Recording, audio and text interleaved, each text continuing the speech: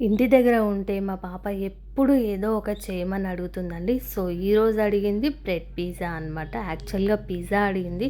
But ఇంట్లోనే కొంచెం హెల్తీగా చేద్దామని ఇలా బ్రెడ్‌తో పిజ్జా చేస్తున్నాననమాట. ఇంట్లో ఉన్న మిల్క్ బ్రెడ్ తీసుకొని వాటికి పిజ్జా సాస్ అప్లై చేసేసి పైన కొంచెం వెజిటబుల్స్ పెట్టాననమాట. తను వెజిటబుల్స్ అస్సలు తినదు. కర్రీలో తప్ప సపరేట్‌గా ఉంటే అస్సలు తినదండి. సో, ఇలా ఇంట్లో ఉన్న క్యాప్సికమ్, ఆనియన్, టమాటోని నీట్‌గా బ్రెడ్ పైన సర్దేశాను. ఇలా పెట్టుకున్న తర్వాత కొంచెం చిల్లీ ఫ్లేక్స్, అలాగే కొంచెం ఆరిగానో, అలాగే చీజ్ లేకపోతే మనకి పిజ్జా ఎక్కడ ఉంటుందండి. సో, చీజ్ కూడా వేసేసుకున్నాను. ఇది నార్మల్ చీజే, మోజరెల్లా చీజ్ ఏమీ కాదు. సో, ఇంట్లో ఉన్న చీజ్ వాడుతున్నాను నేను. ఇలా చీజ్‌ని కూడా బ్రెడ్ పైన నీట్‌గా సర్దేసేయండి.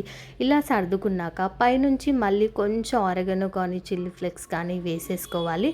ఇలా వేసుకొని స్టవ్ ఆన్ చేసేసుకోండి. ఇక్కడ నేను దోస తవా పైన చేస్తున్నాను. ఇలా పెట్టుకున్నాక స్టవ్ ఆన్ చేసి దోస తవాని స్టవ్ పైన పెట్టేసి కొంచెం బటర్ వేసుకోండి. టేస్ట్ చాలా బాగుంటుంది. ఇలా మొత్తం బ్రెడ్స్ కింద బటర్ వేసేసి అన్నీ సర్దేసిన తర్వాత మూత పెట్టేసి లో ఫ్లేమ్లో ఒక 5 to 8 మినిట్స్ వరకు మనం బేక్ చేసుకుంటే మనకి పిజ్జా రెడీ అయిపోయిందనమాట. సారీ, బ్రెడ్ పిజ్జా కదా, చాలా బాగుంటుందండి టేస్ట్. ఇంట్లోనే ఇన్స్టెంట్గా ఇలా బ్రెడ్ పిజ్జాని మీరు కూడా ట్రై చేయండి. మీరు ట్రై చేశాక మీకు ఎలా వచ్చిందో కామెంట్ చేయండి. వీడియో నచ్చితే లైక్ చేయండి.